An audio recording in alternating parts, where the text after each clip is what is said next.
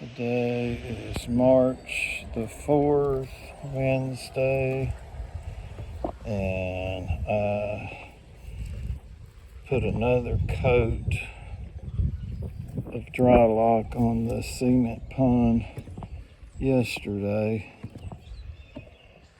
The first coat for the floors, because there's a floor for the fish and then there's a floor for the actual wetland side of it, and I'm gonna wait until tomorrow, give that floor time to dry.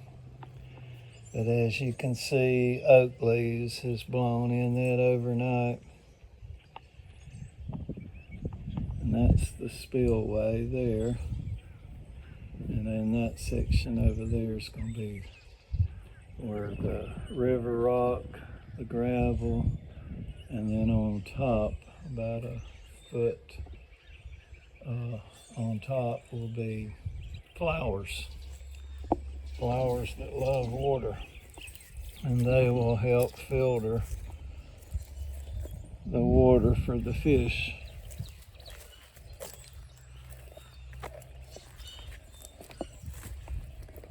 I've already used about 6 gallons of Drylok.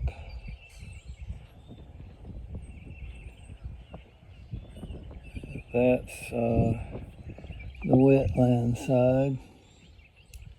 Have a lot of milk crates in the bottom to form a void for the water, and then there'll be river rock on top of the milk crates, and then pea gravel at the top, and then about a foot below that spillway will be the flowers. And then the window goes there. I actually ordered last night caulking for the window. I ordered the 2-inch pipe for the pump to go through that hole down there in that left corner for the water to circulate, and spray foam to seal that area where the pipe goes through the wall. And I ordered some sludge remover, because there's a lot of sludge over here in this other cement pond that goes to the stream and then back to the natural pond. A lot of sludge, and hopefully that sludge remover that I ordered from 123ponds.com will be what it says, and will actually get rid of the sludge, because there's a bunch of sludge coming in there from the pond, and Ellie's gonna cool off. We just went and walked to the post office, so she's got a little hot today. And that's what she does in the summer when she gets too hot. But I was cutting this Spanish petunia and what I call ginger lily. I was cutting it back the other day, and there's a bunch of sludge in there.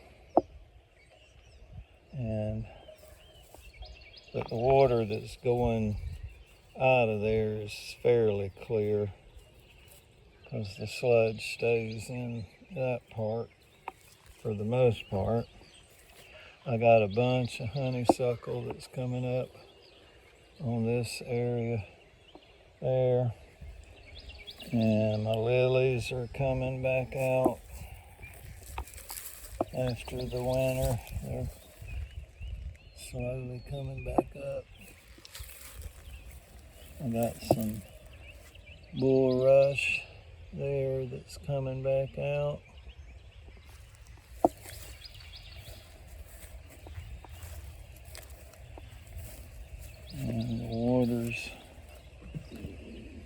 back to the pond. We still got a major drought and the pond is extremely low still. And this week is no rain, and that's why I chose to do the dry lock coating in that north cement pond there, which used to be my pump house. This philodendron, a version of philodendron that's variegated, it got burnt from the frost, so I cut it back the other day. But it is, it'll come back out, it'll grow. And this just amazes me how that has wrapped around my stoop post there. And this one here has actually got a lot bigger than it did from years past. And my shrimp plant is holding on. That's my shrimp plant, but a lot of the stuff got burnt from the frost. There's my Ellie girl. There's my Ellie girl.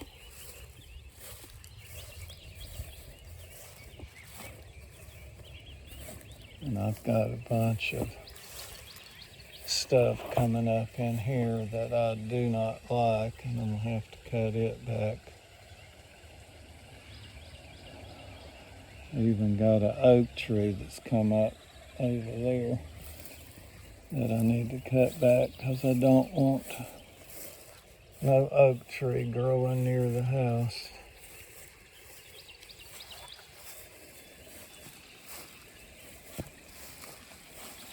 But you can see all of the